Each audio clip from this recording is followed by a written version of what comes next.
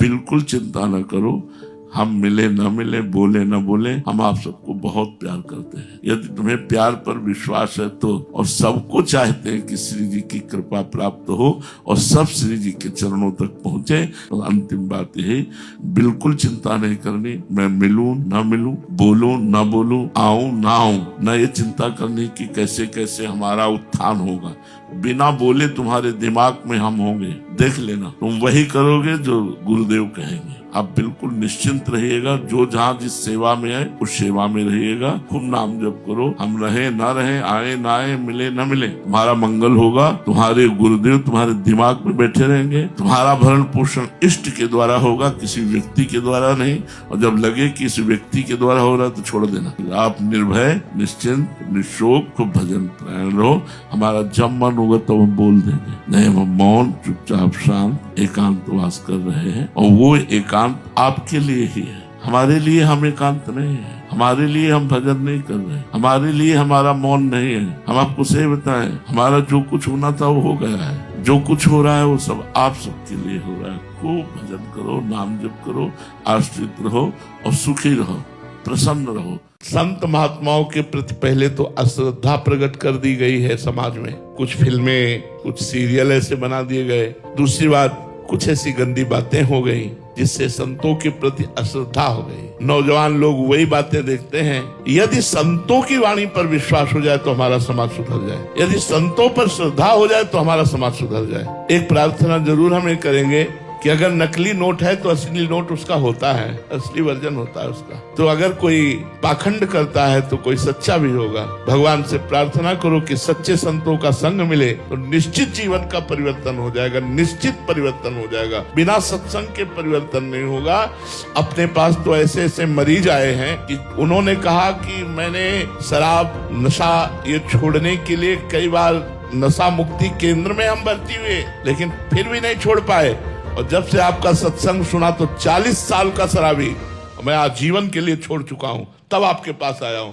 तो सत्संग जो काम करेगा वो कोई औषधि काम नहीं कर सकती। यदि ईमानदारी से साधु का संग किया जाए और थोड़ी देर सत्संग सुना जाए तो हमारे जीवन का परिवर्तन निश्चित हो जाएगा। महाराज जी, सही समय कब होता है? सब कहते हैं जब सही समय आएगा तब सब ठीक हो जाएगा, लेकिन हमें कैसे पता चलेगा कि अब सही समय आने वाला? हमारा तो हर समय सही है। जिस समय भगवान का चिंतन हो वही समय सही है, और जिस समय भगवान का चिंतन न हो सब गलत समय है। का हनुमंत विपत्ति प्रभु सोई, जब तो सुमिरन भजन न होई। देखो, अगर हम आपके हिसाब से देखें तो सबसे ज्यादा गलत समय हमारा चल रहा है, लेकिन हमसे ज्यादा सही समय किसी का नहीं चल रहा होगा। क्योंकि एक भी मिनट ऐसा नहीं जो भगवान से विमुख जाए, भगवान की कृपा से, गुरु कृपा से, तो वही समय धन्य है, वही जीवन धन्य है जो भगवान से जुड़े। गलत इस प्रारब्ध का भोग आया है, लेकिन भगवान के चरणों के आश्रय होने के कारण वो हमें परास्त नहीं कर पा रहा, हमें गिरा नहीं पा रहा, हमें वो निराश नहीं कर पा रहा।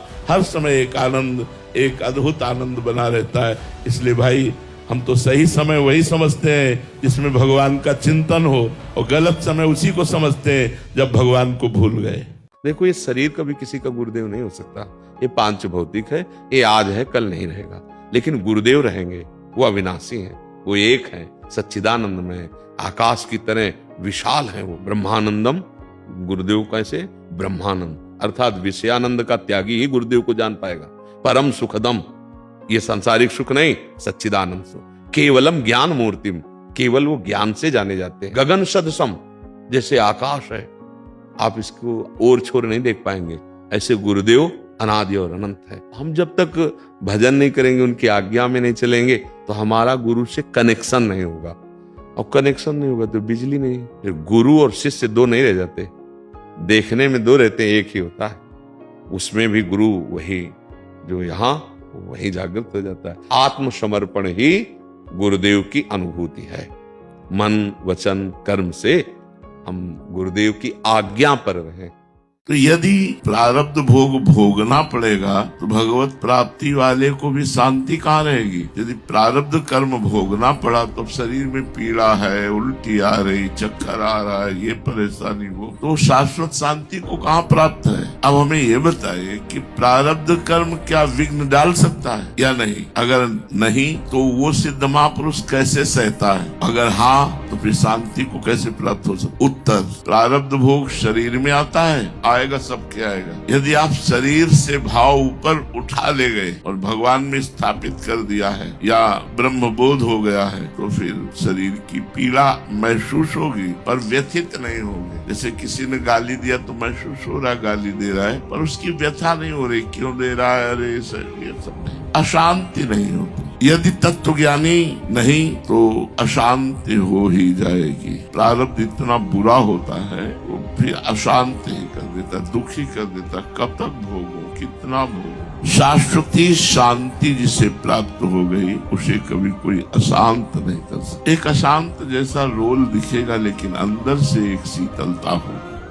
आपने बोला था कि अगर आप अपने शिष्यों को समाज में भेजते हैं तो वो उनको आग में झोंकने के समान होगा, परंतु महाराज जी हम जैसे अधम जीव तो आग में ही रह रहे हैं, तो महाराज जी ऐसे आग में, फिर आपको बताया कि बुखार एक ही तरह का नहीं होता है, मलेरिया, डेंगू, कई तरह का, लेकिन लिखा जाएगा बुखार ही, तो उसके टेबलेट भी अलग अलग होते हैं। हम उन शिष्यों को कहते हैं जिनको वैराग्य मार्ग में चलाया है, जिनको आजीवन ब्रह्मचर्य की शिक्षा, आजीवन परिग्रह रहित रहना, निरंतर भगवत चिंतन परायण रहना, किसी से किसी भी तरह का संग न होना, हम इनको किसी भी स्वार्थ की पूर्ति के लिए संसार में नहीं भेज सकते। नहीं, तुम एकांत कुंज का सेवन करो या जो हमारे साधु समागम में नाम वाणी कीर्तन पाठ हो रहा उसमें बैठो, बस अपने कमरे में एकांत रहो, क्योंकि तुम्हारा जीवन एक अलग जीवन है, समाज का मंगल करने वाला जीवन है। अब गृहस्थ लाखों लोग जुड़े हुए हैं, उनके लिए अलग मार्ग है। ऐसा नहीं कि उनको इसी पद्धति से चलना पड़ेगा, उनके लिए पद्धति अलग है, इनके लिए पद्धति अलग है।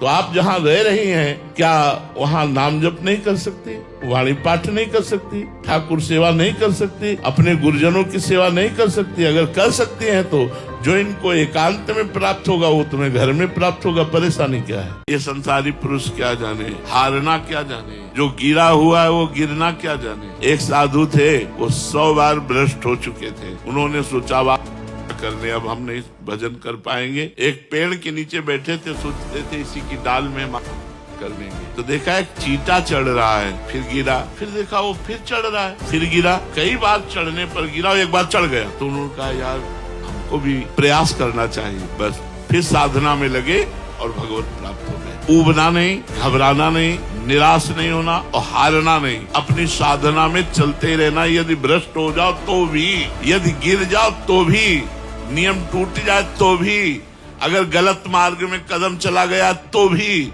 हम प्रयास नहीं छोड़ेंगे तो हम जीत जाएंगे। प्रयास छोड़ दिया तब तो फिर सब बेकार हो जाएगा। नाम जप करना, बार बार भोगों से मन को हटा के भगवान में लगाना।